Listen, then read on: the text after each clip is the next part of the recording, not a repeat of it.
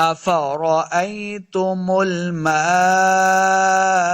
الذي افرأي را کو اوپر پڑھنا ہے افرأي حمزہ زبر یا ای اس کو لمبا نہیں کریں گے افرأي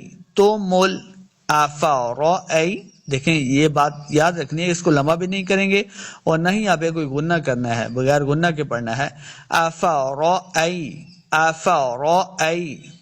الماء دیکھیں میم کے آگے الف ہے اس کے اوپر بڑی مد ہے تو میں نے پچھلی آیت کے اندر بھی آپ کو بتایا تھا کہ جہاں پہ مد ہوتی ہے تو ہم نے اس کو لمبا کر کے پڑھنا ہوتا ہے بعض لوگ جلدی میں مد کو چھوڑ دیتے ہیں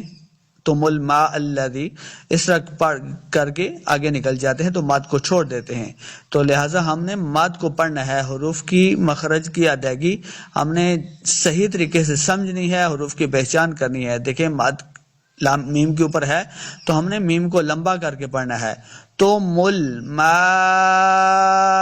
الذی اب حمزہ کو لام کے ساتھ ملانا ہے لام مشدد ہے اللہ حمزہ زبر لام لام زبر لا اللہ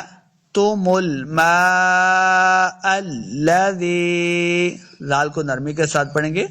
زال زی یا ری یا مد ہے اس کو دو حرکات لمبا بھی کرنا ہے تم الماء الذی تشربون را کو اوپر پڑھنا ہے تشربون با پیش واو واو مد ہے اس کو دو حرکات لمبا کر کے پڑھیں گے تشربون